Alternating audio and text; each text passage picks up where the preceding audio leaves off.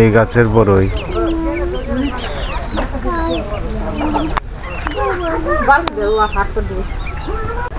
আসসালামু আলাইকুম, আসসালামু আলাইকুম সম্মানিত ভিউয়ার্স।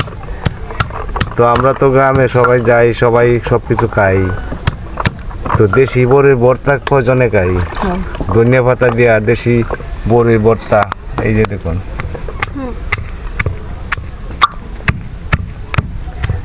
আমার শালার বউ এই ভর্তাটা তৈরি করছে, আমরা এখন খাবো।